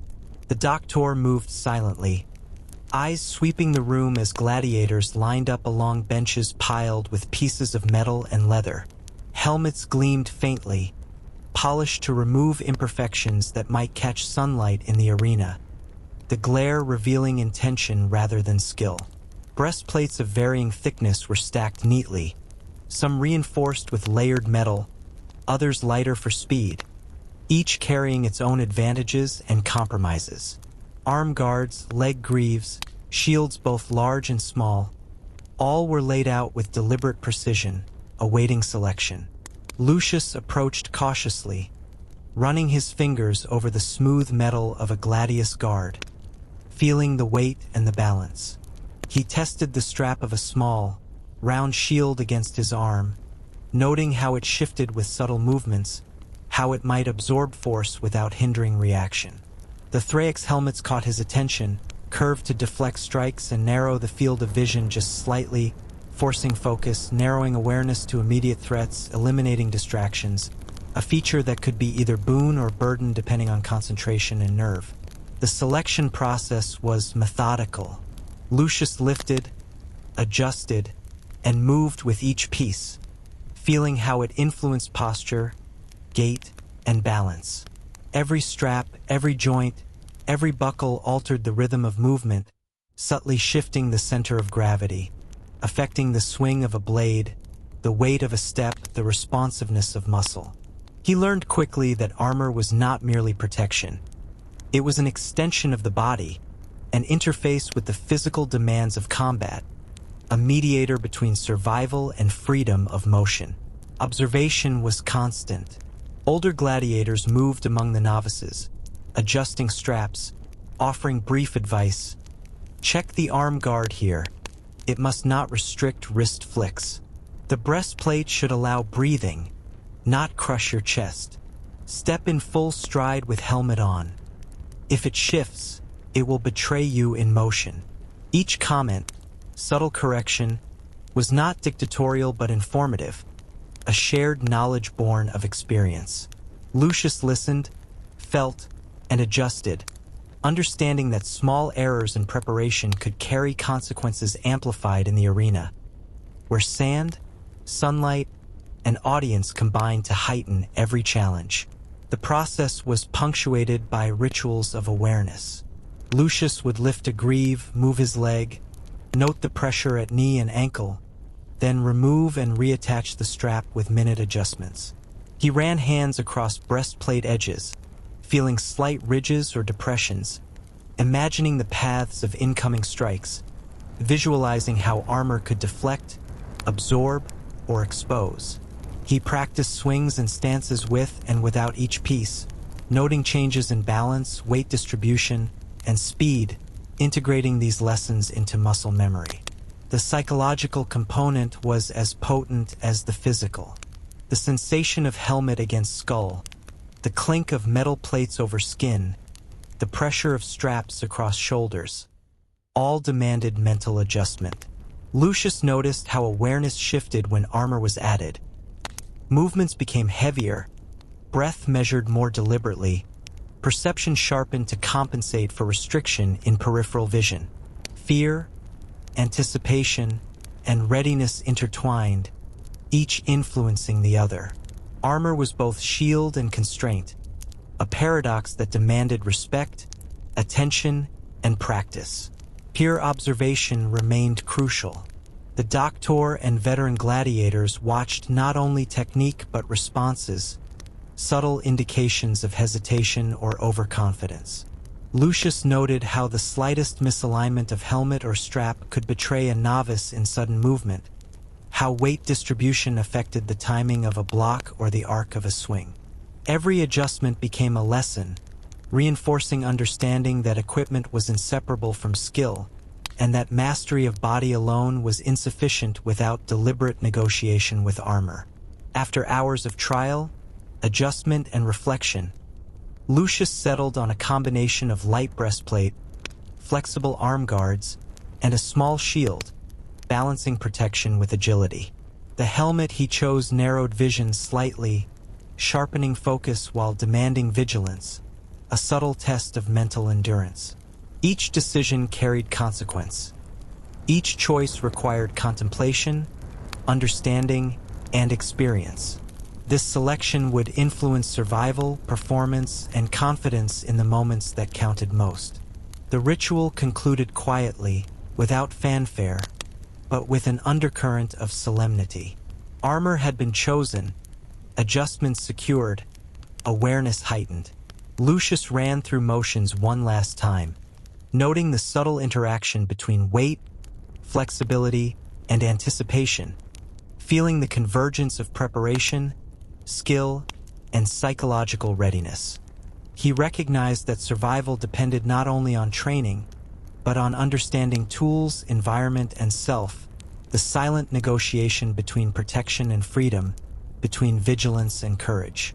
As evening fell, torches casting long shadows across the yard, Lucius reflected on the process. The selection of armor was more than physical preparation. It was meditation, strategy, and rehearsal for the arena's demands. Every strap, plate, and weight carried lessons, each adjustment reinforcing both body and mind. The edge of fear, the rhythm of anticipation, and the echo of the fallen mingled in quiet awareness, shaping readiness and slowly, imperceptibly, transforming uncertainty into deliberate control. The arena remained distant, yet palpable, its presence threading through each thought, each breath, each careful adjustment. Lucius understood now that preparation was an intricate tapestry of body, mind, equipment, and instinct, and that every careful decision, however small, could influence the delicate balance between survival and disaster when the gates finally opened.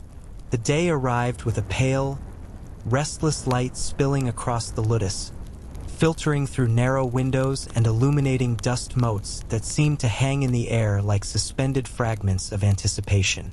Today, the school would move toward its ultimate exercise, a demonstration for a small gathering of spectators, a preview of readiness that mimicked the arena without yet demanding mortality. Lucius felt the familiar coil of tension tighten in his chest, but today it stretched further, threaded with curiosity, pride, and an unsettling awareness of observation. The whispers of the crowd would arrive, even if distant, even if faint, and their presence would weigh as tangibly as any weapon. They marched to the outer yard in formation, armor clinking softly, each piece adjusted meticulously in silent ritual. The small audience had gathered along the wooden platforms, a handful of patrons and Lanista representatives observing with quiet scrutiny. Lucius felt eyes upon him, not only of strangers but also of fellow trainees and masters, all absorbing the smallest details: stance, posture, timing, anticipation.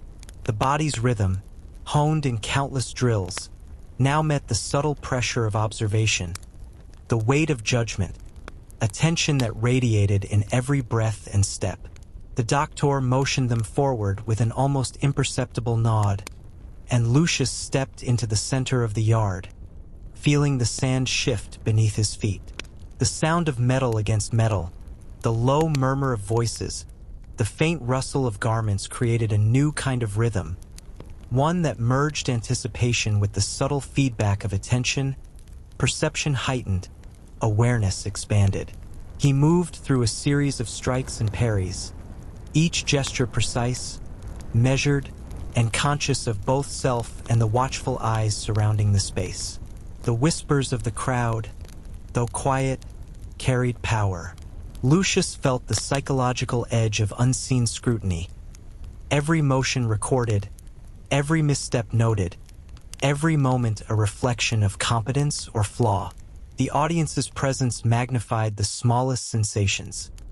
The weight of the sword, the shift of the shield, the subtle adjustment of a stance. Even the rhythm of breathing became amplified, the inhalation and exhalation audible to himself in the quiet stretches between strikes. Observation transformed ordinary rehearsal into performance, each action deliberate, conscious, and infused with tension. One of the older gladiators stepped forward to engage him, a Thraex with scars tracing across cheek and arm, whose presence radiated assurance born of experience. Lucius measured each movement, noting the micro-adjustments of stance, the subtle flicker of wrist, the slight tilt of shoulders that hinted at intent. They exchanged strikes slowly at first, gauging distance, testing awareness, then accelerating in controlled bursts, each motion a negotiation of timing, strength, and precision. Lucius felt the exhilarating blend of fear and focus, the thin edge where control balanced precariously against vulnerability. The sound of the crowd shifted subtly, a collective inhalation, a slight shuffle of feet, a faint murmuring that carried in the open air. Each whisper, each movement of the audience, acted as a mirror, reflecting tension and magnifying awareness.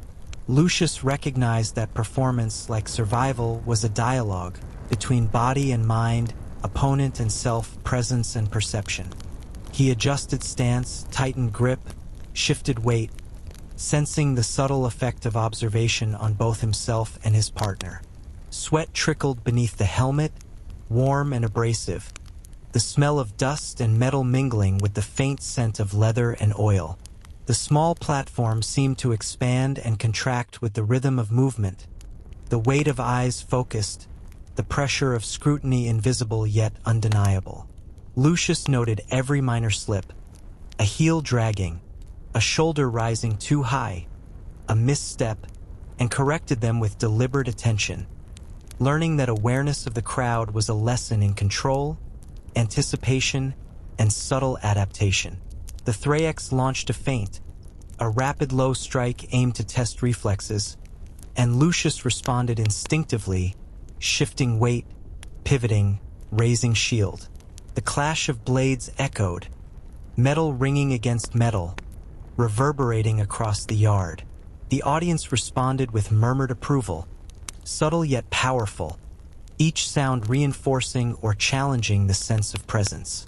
Lucius felt a rhythm emerge, a flow of action and reaction, observation and adaptation, where performance and training intertwined, where fear, anticipation, and skill coalesced into a singular focus. Time stretched and compressed simultaneously. Minutes felt like hours, yet hours condensed into rapid, precise sequences of movement. Lucius sensed fatigue in muscles, sharp pangs in shoulders, tension in wrists and knees, yet the heightened awareness of observation sharpened perception, aligning thought, instinct, and action. Every strike, block, and maneuver carried weight, both physical and psychological, and the subtle interplay of audience, partner, and self created a complex dynamic that demanded the full integration of skill and presence. By the end of the demonstration, the audience had withdrawn, leaving behind a faint echo of attention and appraisal. Lucius lowered his blade slowly, muscles trembling from exertion, mind alive with reflection. The whispers of the crowd, though departed, lingered, a subtle imprint on perception, a reminder that the arena's lessons extended beyond sand and steel into observation, psychology, and the delicate management of attention. The experience revealed a new dimension of preparation, the integration of external scrutiny into internal rhythm, the translation of anticipation into controlled action, and the subtle calibration of mind, body, and environment. Even as torches were lit and shadows stretched across the yard, Lucius traced the day's impressions. The weight of armor, the rhythm of strikes, the sharpened focus demanded by observation. The whispers of the crowd persisted in memory, a silent teacher that merged with the rhythm of anticipation, preparation, and practice. Tomorrow would bring new lessons, perhaps greater challenges. Yet the experience left an enduring impression. Awareness, skill, and control were inseparable, and the subtle presence of witnesses carried as much power as any weapon, as much influence as the shifting sands of the arena itself. Night arrived slowly, spilling across the ludus in shadows that stretched along walls of stone and wood, softening the edges of the day into muted darkness. The torches flickered, their glow reflected in the eyes of men who sat or lay quietly, muscles slackening after exertion, yet minds restless with thought, calculation, and memory. Lucius lay on his straw mattress, the armor carefully set aside, its weight removed from his shoulders but lingering in his awareness. He felt every ache, every pull in muscles, yet it was not exhaustion alone that claimed him. It was the subtle insistence of anticipation, of preparation, and the lingering whispers of the day's lessons. The yard, emptied now of clashing wood and muted steel, echoed faintly in memory. Lucius traced the steps of the demonstration, every motion replaying in mind with amplified detail. Each strike, each block, each adjustment of stance returned with clarity, magnified by the knowledge of eyes upon him, the subtle judgment of others, the awareness that the smallest hesitation could have revealed flaw or vulnerability. The weight of observation had been both instructive and transformative, sharpening awareness, teaching not only physical control but mental discipline. Sleep, elusive as it often was, hovered at the edge of consciousness. Lucius listened to the rhythmic breathing of others, the faint rustle of straw, the occasional shift of a body settling, and he measured his own pulse in contrast. Thoughts wove between memory, anticipation, and imagination. He imagined the arena, not as abstract threat but as imminent reality. The heat, the sand, the glare of the sun, the roar of the crowd, the unpredictability of opponents, the subtle signals of hesitation, intent, and strength. Fear was present, both tangible and ethereal, yet under his control, guiding awareness rather than paralyzing action. He remembered the stories of the fallen, names and faces repeated in whispered reverence throughout the day. Gaius, Marcus Aetius, Darius, each represented lessons etched into muscle memory, awareness, and psychological preparation. The rhythm of survival was as much internal as external. The subtle anticipation of strikes, the management of adrenaline, the observation of microsignals, the interplay between instinct and deliberate thought. These stories were companions now, shadows that offered guidance, caution, and subtle inspiration. The quiet of night allowed reflection upon fear itself. Lucius noted the tension in his chest, the flutter of nerves in arms and legs, the sharpness in vision and hearing heightened by adrenaline ebbing slowly. Fear was no longer merely a reaction. It had become a tool, a lens through which the world of combat, training, and observation could be understood and integrated. Each heartbeat became a metronome, each exhalation a measure of control, each thought a rehearsal of awareness.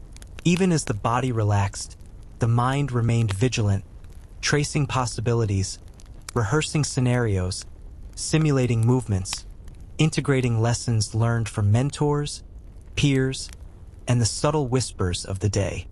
He imagined first encounters, the opening movements of a fight in the arena, testing reactions and strategies silently in his mind. Each motion replayed, each potential mistake corrected, each adaptation noted. The subtle weight of armor, the balance of shield and sword, the rhythm of stance and step, all interlaced with the psychological edge of observation. Both remembered from the day's demonstration and imagined in anticipation of the future. Lucius realized that preparation was a continuous, unfolding process, one that extended beyond physical exertion into cognition, perception, and disciplined reflection. Sleep approached, fragile and intermittent, carrying the residue of adrenaline, thought, and vigilance.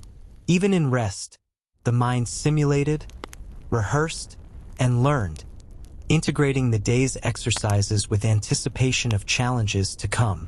Lucius understood that this nocturnal reflection was as vital as any drill.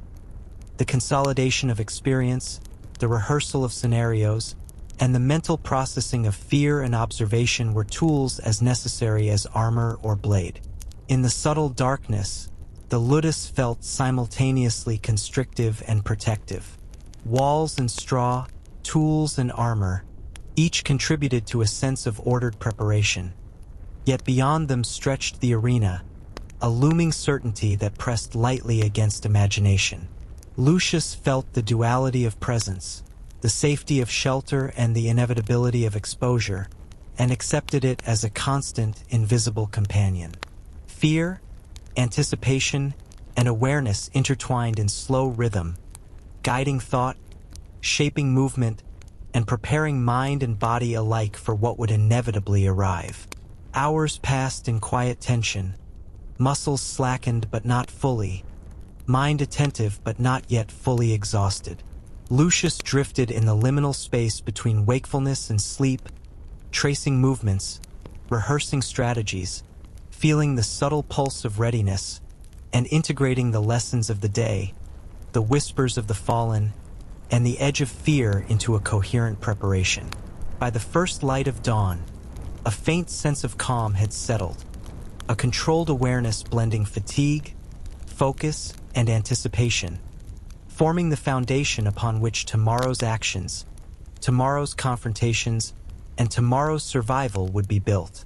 Night in the ludus was not rest in the ordinary sense. It was preparation, reflection, and subtle mastery of self, an invisible curriculum shaping every thought, every heartbeat, every subtle adjustment in posture and attention. Lucius recognized that the life of a gladiator extended far beyond the yard, beyond the arena, into the silent, unseen hours where mind and body rehearsed, integrated, and strengthened in anticipation of challenges yet to arrive. The morning air carried a metallic sharpness, faint yet undeniable, blending with the dust and sweat that clung to the walls and floors of the ludus. Training had resumed after the reflective night, and Lucius moved through stretches and warm-ups with deliberate precision, muscles still sore from the previous day, mind still dancing with rehearsed movements and anticipated sequences. Yet the familiar rhythm of practice carried an undercurrent of tension today, subtle but persistent, a silent reminder that the line between controlled exertion and injury could be thin and unforgiving. Pairs formed in the yard, wooden swords replaced by the heavier, weighted training blades, edges blunt yet capable of impact that could bruise, sting, and test endurance. Lucius faced a muscular Gaul, broad-shouldered and tall, whose presence radiated both confidence and impatience.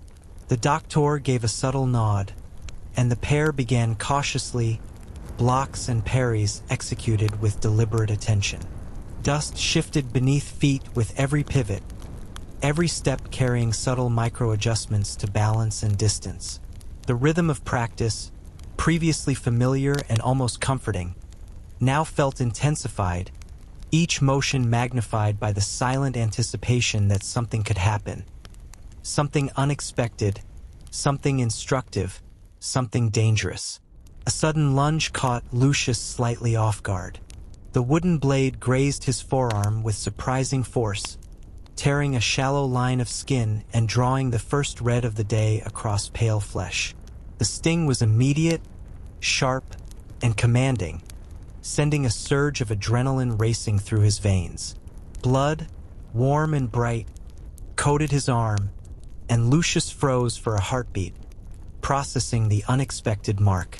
The Gaul's eyes widened slightly, a mixture of concern and apology flickering across his face. Training had become a demonstration of both skill and endurance, and now pain entered as an instructor of equal weight. The doctor approached silently, examining the arm with calm precision. "First blood," he said quietly, voice steady, not admonishing but instructive.